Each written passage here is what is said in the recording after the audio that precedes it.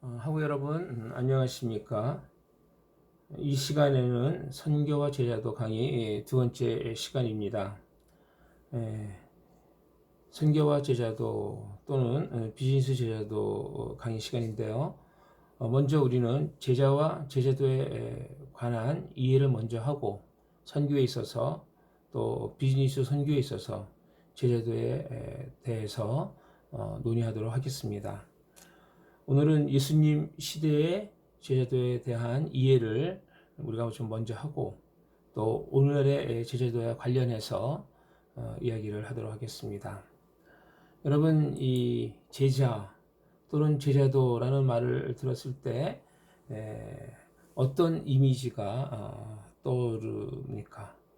또 어떤 사람이 예수님의 제자가 되고자 한다면 그 이유가 무엇이라고 생각하십니까? 주후 1세기 나사렛 출신의 예수께서 사람들을 불러 자신을 따르라고 했습니다.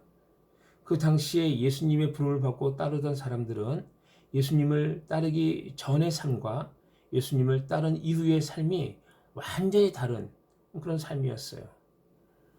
제자도에 대한 성경의 가르침은 예수님의 세상과 우리의 세상을 연결하는 다리가 된다라고 볼 수 있겠습니다.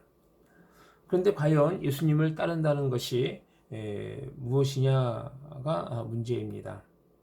정말 그것이 가능한 일인가 하는 문제가 예수님 시대에 예수님의 말씀 들었던 사람들에게도 그렇고 또 오늘날 우리가 살고 있는 이 현 시대에 우리 앞에 그 문제가 놓여 있습니다. 왜냐하면 10장 37절 마태복음 10장 30절 39절 말씀을 보면 과연 누가 예수님을 따를 수 있을까 의문이 든다는 겁니다.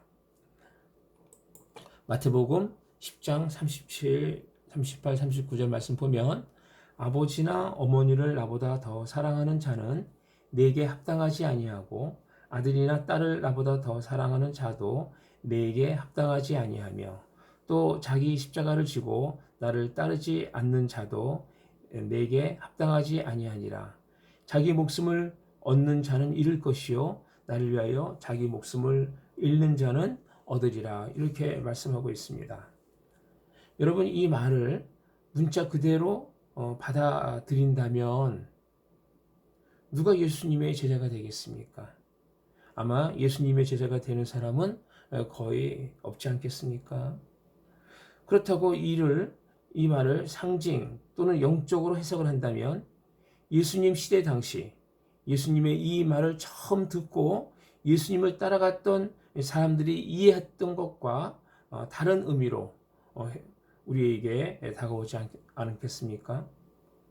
아무튼 이 구절의 해석은 뒤로 미루고 그렇다면 예수님의 제자가 무엇인지 또 어떻게 예수님의 제자가 되는지 누가 제자도의 대상이 되는 것인지에 대해서 살펴보도록 하겠습니다. 이 질문에 대한 대답으로 여러 가지를 말할 수 있겠지만 이미 연구되어 온 것을 바탕으로 몇 가지 모델을 소개하고 각각의 그 모델이 갖고 있는 특징과 문제점들에 대해서 살펴보겠습니다. 첫 번째, 제자는 학생이다라는 겁니다. 제자는 학생이다. 일반적으로 이 제자란 위대한 스승을 따르는 학생이라고 볼 수 있겠습니다. 제자라는 말은 위대한 선생의 권위 아래에 자신을 둔 사람을 가리키며 그 말 자체가 그리스도인에게만 적용되는 것이 아니고 누군가를 따르는 스승을 따르는 모든 사람들에게 적용되는 말이라고 볼 수 있겠죠.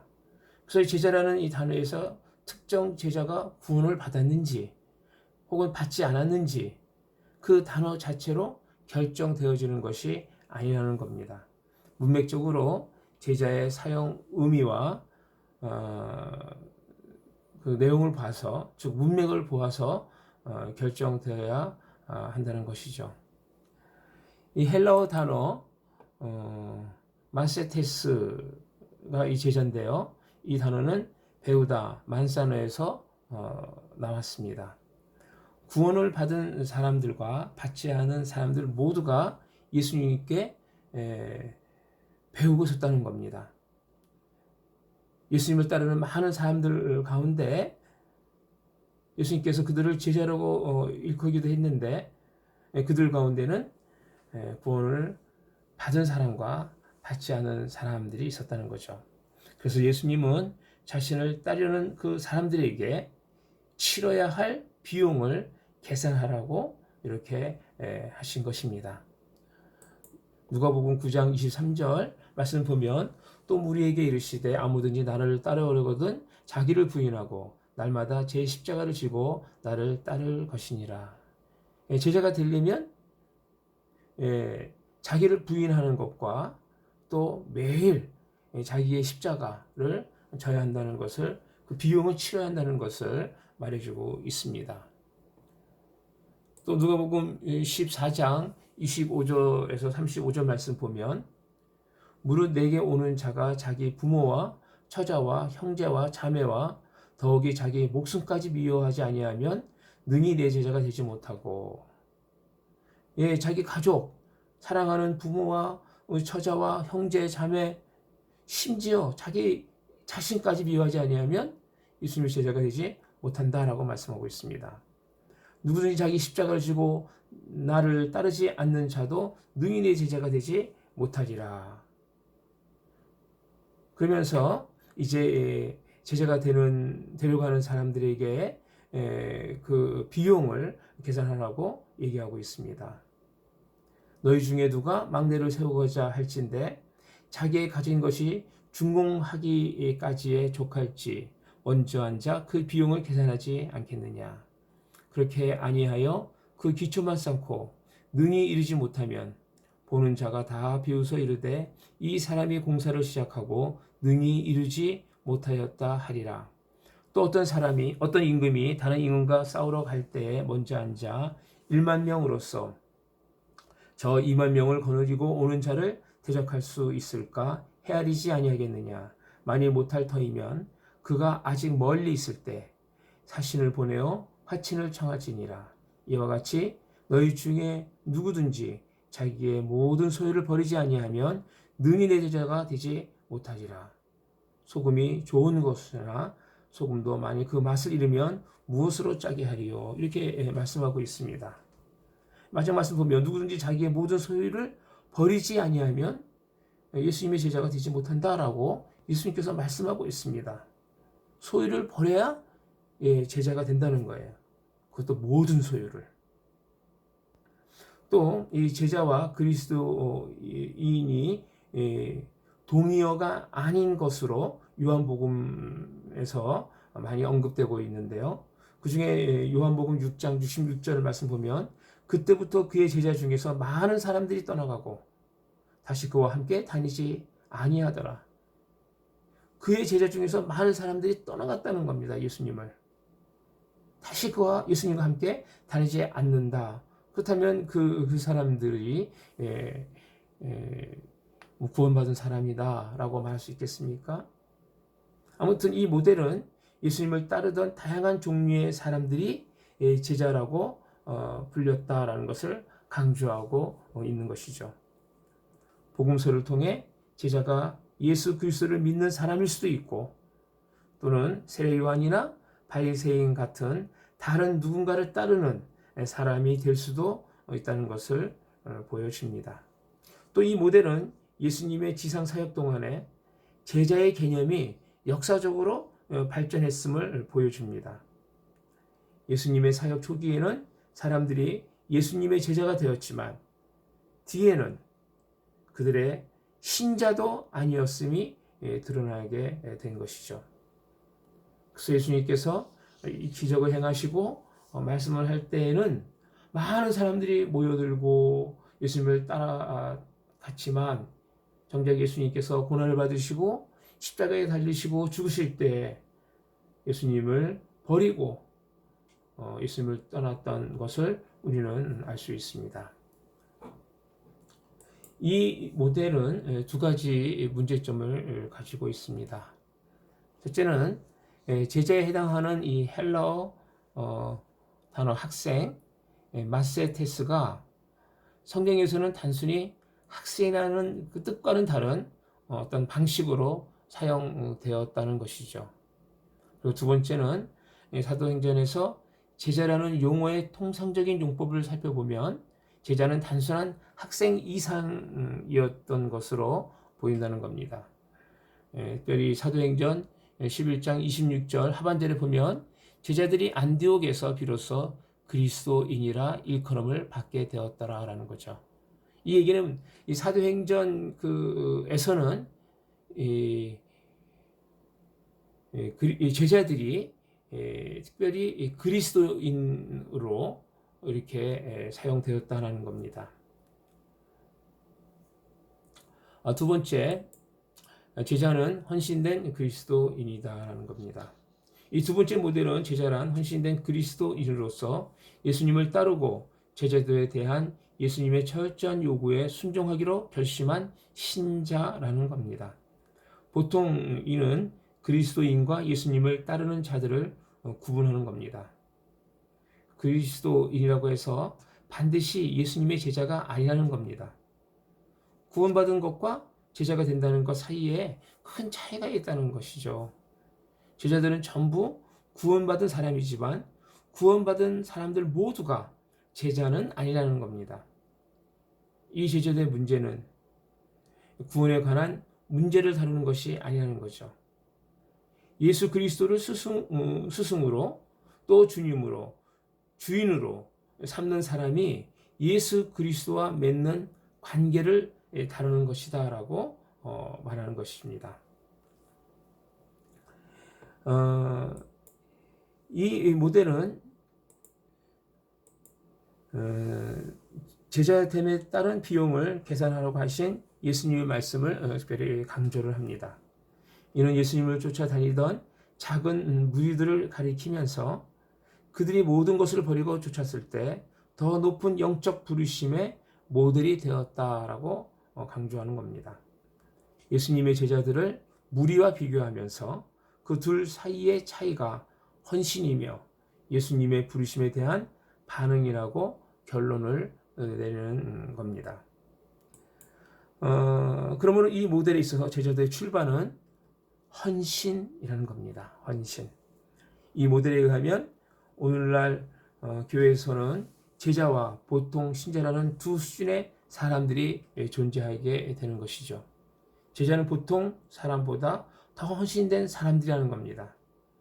이 제자들의 모델은 보다 광범위하게 받아들여져 있고 또 그 안에 몇 가지 다른 유형들이 있음을 봅니다. 적극적인 그리스도인 또는 성령 충만한 제자들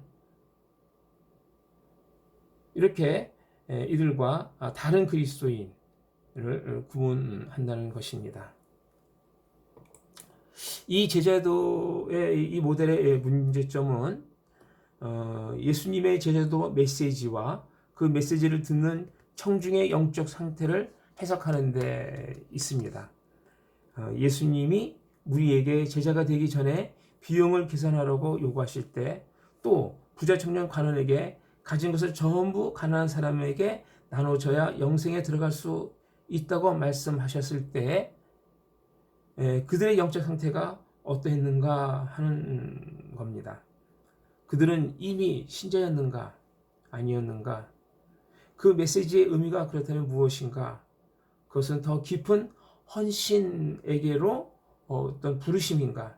아니면 구원에로의 부르심인가? 라는 거죠. 즉, 이 모델은 다양한 형태의 신자를 두 부류로 전제하는 문제가 있다는 겁니다. 모든 사람이 하나님의 통치에 참여하라는 부름을 받았지만 그중 일부 사람만이 예수님을 따르는 사람이 되라는 그런 부름을 받았다는 거예요. 종말론적인 공동체 안에서 다른 이들을 섬기라고 또 공동체 밖에서 선교 사역을 통해 섬기라는 부름을 받았다는 겁니다. 세 번째, 제자는 사역자입니다. 이 모델은 세 번째 이 모델은 제자는 신자, 평신도라고 표현할 수밖에 없는데요. 신자 중에서 부름을 받아 사역자가 된 사람들이라는 겁니다. 그래서 이 제자들은 성도들, 곧 교회를 섬기는 법을 배우기 위해 예수님과 함께 함을 뜻한다는 것이죠. 이 마태복음에서 무리와 제자를 구분하는 것으로 무리는 예수님을 따르는 사람을 표시한다면 그의 제자들은 일반적으로 생각하는 것보다 훨씬 더 좁고 특화된 어떤 그룹을 형성한다는 겁니다. 그들은 예수님의 뒤를 이어서 귀신을 쫓아내고 병을 고치고 선지자 역할을 하고 교사 역할을 수행하도록 선택되어지고 또 훈련을 받은 사람들이라는 겁니다. 그래서 이 모델은 12 제자가 예수님의 사역에서 예수님과 나눈 어떤 그 교제, 또 예수님과의 어떤 친밀한 관계, 그리고 초대교회에서 그들이 행한 사역에 주목한 결과로 나온 것이다라고 볼 수 있겠습니다. 그래서 제자도로의 이 철저한 이 부르심은 오늘날 신자가 어떻게 사역에 임해야 하는지 본보기를 제시하기 위하여 의도되었다라고 볼 수 있는 것입니다. 이 모델도 역시 광범위하게 받아들여지고 특히 이 제자 훈련을 하는 교회, 전통 교회에서 발견되며 대개 성직자와 평신도의 구분을 강조한다는 것입니다. 또 이 모델은 예수님의 제자 훈련과 오늘날 그리스도인 지도자가 어떻게 훈련되어야 하는지를 보여주는 모델로 사용되기도 합니다. 이 모델에도 문제가 있죠. 이 모델의 문제점은 우리가 앞서 살펴본 두 번째 모델의 문제점, 다양한 형태의 신자를 두 부류로 나누는 전제하는 문제가 있는데, 이거 외에도 제자로서의 12과 사도로서의 12를 구분하지 못하는 데에서 문제가 발생한다는 겁니다. 대부분의 학자들은 12에 대해 제자로서의 12명, 또 사도로서의 12, 상당히 다른 어떤 그 측면이 있다는데 동의를 하는데, 좀 나중에 이 문제에 대해서 자세히 다루도록 하겠습니다. 12이 제자로서의 어떤 기능을 할 때와 또 사도로서의 기능을 할 때가 다르다는 것이죠. 그리고 이는 반드시 구분되어져야 한다는데, 이 세 번째 이 제자는 사역자이다라는 이 모델에서는 그렇게 되지 않는다라는 겁니다. 네 번째 모델은 제자는 회심자이다. 그리고 제자도는 그 회심 뒤에 온다라는 그런 모델입니다. 이 모델은 제자란 예수님에 대한 그 믿음으로 회심한 사람이고 제자도는 그 뒤에 온다고 주장하는 겁니다. 제자란 복음을 듣고 믿은 사람이며 그 후에 성장 과정이 완전케 됨 혹은 제자도라는 말로 불린다는 겁니다. 도널드 맥가브라는 이렇게 언급을 했습니다. 교회 성장 학파 사람들은 제자 삼기라는 말을 그리스도에게 와서 세례를 받고 신자가 되는 최초 단계를 뜻하는 말로 사용한다라는 거죠. 우리는 거기에서 더 나아가 교회 성장의 두 번째 부분을 완전케 하기 혹은 은혜 안에서 성장하기라고 말한다는 겁니다. 맥가브란의 How to Grow a Church, 교회 성장 전략의 책에서 나온 글입니다. 이 제자들의 모델은 모든 족속으로 제자를 삼으라는 지상명령이 비그리스도인을 그리스도인으로 만들라는 의미라고 하는 것이죠. 이 모델에서 회심은 그리스도인 삶의 시작점이라고 강조하는데, 이는 회심이 제자가 되기 시작하는 지점이라는 의미입니다. 또 제자라는 용어가 복음서와 사도행전에서 제자를 가리키는 가장 일반적인 용어라는 인식이 있는 거죠. 이 모델에 문제점이 있습니다. 아까도 말씀드린 것처럼 지상명령의 제자를 삼으라는 이 명령 뒤에 따르는 세례를 주고 그리고 가르쳐와 분리가 된다는 점이죠. 제자, 제자 삼기, 제자도라는 용어 사용에 모순이 발견된다는 거죠.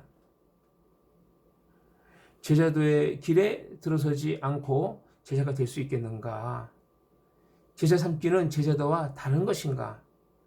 이런 이 질문에 논리적 오류가 있다는 겁니다.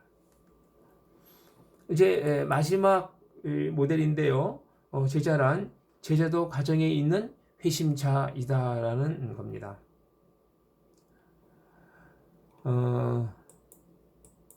제자란 회심할 때 제자도의 삶으로 들어온 참된 신자라는 겁니다.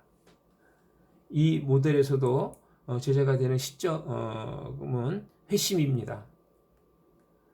또 제자도는 그것의 자연적인 결과로서 필수적으로 연결된다는 겁니다. 그리스도인에게 제자도는 삶의 둘째 단계가 아니라 삶이라는 것이죠. 즉 그리스도인과 제자도는 동의어로 사용된다는 거죠. 회심할 때 예수님의 제자가 되고 그리스도인으로서 성장하는 과정이 바로 제자도라고 하는 겁니다.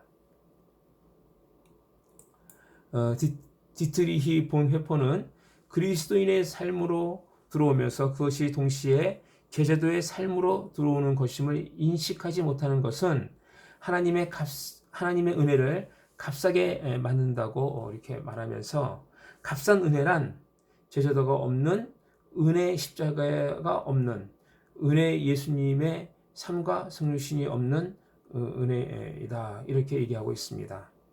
제자도란 은혜로부터 솟아나는 삶을 의미하며 은혜란 오직 제자도임을 아는 사람에게 복이 있다. 이런 의미에서 그리스도인이 된 사람에게 복이 있다라고 말을 하고 있습니다.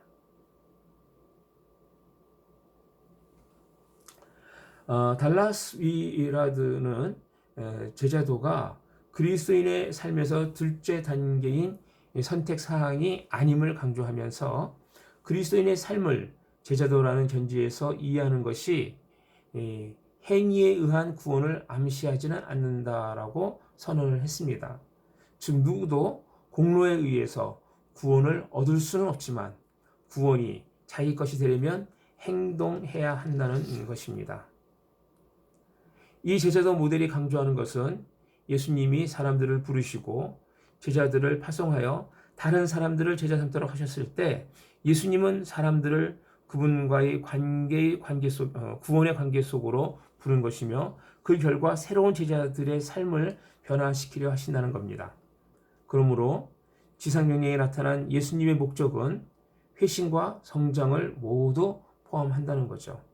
즉 제자 삼기란 사람이 회심의 순간에 제자가 되고 새로운 제자의 삶에서 제자도의 성장이 자연스러운 결과로 따라온다는 것이죠.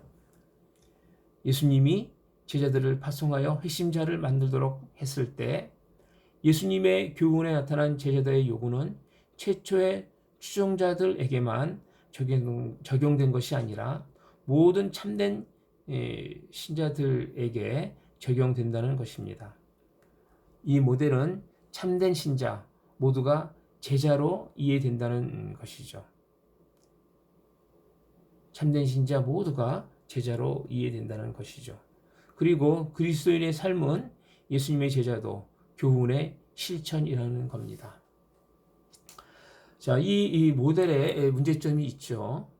먼저 첫 번째는 예수님이 제시한 제자도의 요구가 누구를 위한 것인지 분명하지 않다는 것, 그 요구 대상도 분명하지 않다는 겁니다. 예수님의 철저한 제자도 권면은 종종 청중을 구분하지 않고 모두에게 전체적으로 제시되며 또 주어진 목적도 분명하게 밝혀지지 않는다는 겁니다. 모든 성도가 제자도의 모든 의미를 지는가? 즉 예수님이 말씀하신 제자도 문자 그대로 받아들여 가족과 직장을 버리고 예수님을 따라야 하는가?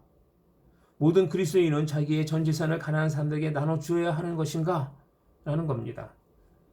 그리스도가 공생의 사역에서 도전한 제자도 교훈의 목적이 과연 무엇인가?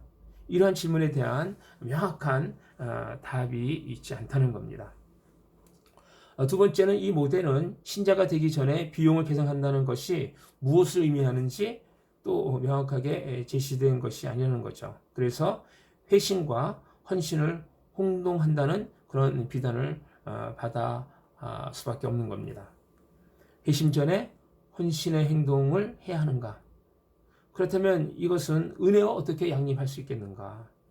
그렇지 않다면 비용을 계산한다는 것은 무슨 의미겠는가에 대한 명확한 답이 없다는 겁니다. 세 번째는 이 모델이 제자로서의 열둘과 사도로서의 열둘의 차이를 분명히 구분하지 않기 때문에 다른 제자도 모델에서와 같은 동일한 문제가 발생한다는 것이죠. 그리고 네 번째는 복음서에서 발견되는 제자도와 사도행전의 초대교회에서 발견되는 제자도 사이에는 차이가 있는가 하는 점입니다. 오순절이 제자들 삶에서 중요한 전환점이 되었다는 것 우리가 분명히 알고 있는데 제자가 된다는 것의 의미를 오순절이 변화시켰는가에 대한 것입니다. 그 다섯 번째, 오늘날 교회는 어떠한가라는 겁니다. 이 모델이 강조하는 것처럼 기독교에 두 가지 수준이 있다는 개념이 부당하다면 오늘날 교회 내에서 예수님의 제자도 교훈을 따라 살지 않는 것처럼 보이는 많은 사람들의 영적 상태에 대해 뭐라고 말할 수 있겠는가라는 거죠. 오늘날 교회는 구원과 제자도 사이에 관계가 분명하게 이해되고 있는가에 대한 점입니다. 예수님의 제자도 교훈이 너무 과격해서 오늘날에 더 이상 실천할 수 없는 것 아닌가 하는 점입니다. 이렇게 첫 번째 강의를 하겠습니다.